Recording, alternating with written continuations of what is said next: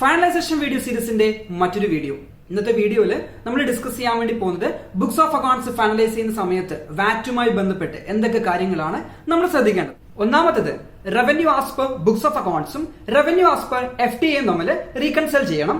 രണ്ടാമത്തത് net to VAT position as per books of അക്കൗണ്ട്സും, അതായത് ഔട്ട്പുട്ട് വാറ്റിനകത്തുനിന്ന് ഇൻപുട്ട് വാറ്റ് കിഴിച്ചിട്ടുള്ള ബാക്കിയുള്ള payable amount as per books of അക്കൗണ്ട്സും ആസ് പെർ FTA തമ്മിൽ മാച്ച് ആയിരിക്കണം.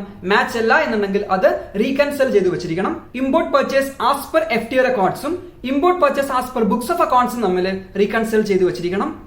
നാലാമതായിട്ട് നമുക്ക് ഇയർ എൻഡിലൊക്കെ നമ്മുടെ കസ്റ്റമറുടെ കയ്യിൽ നിന്ന് അഡ്വാൻസ് പേയ്മെന്റ് കാര്യങ്ങളൊക്കെ റിസീവ് ചെയ്യാറുണ്ട് അല്ലെ. അങ്ങനെ റിസീവ് ചെയ്തിരിക്കുന്ന അഡ്വാൻസ് പേയ്മെന്റ് എഗെയിൻസ്റ്റ് നമ്മൾ പ്രോപ്പർ ആയിട്ടുള്ള ടാക്സ് ഇൻവോയ്സ് കൊടുത്തിട്ടുണ്ട് എന്നുള്ളത് എൻഷുർ ചെയ്ത് വെച്ചിരിക്കണം. ഇതിൽ ആദ്യം പറഞ്ഞ revenue reconciliation between books of accounts and VAT records വളരെ ഇമ്പോർട്ടന്റ് ആണ്. കാരണം നമ്മൾ കോർപ്പറേറ്റ് ടാക്സ് പർപ്പസിന് വേണ്ടിയിട്ട് P&L അക്കൗണ്ട് അല്ലെങ്കിൽ ഇൻകം സ്റ്റേറ്റ്മെന്റ് സബ്മിറ്റ് ചെയ്യുന്ന സമയത്ത് അതിനകത്ത് ഒരു ഇൻകം നമ്മൾ ഡിസ്ക്ലോസ് ചെയ്യേണ്ടതാണ്.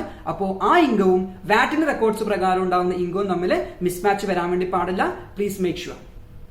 Follow for more.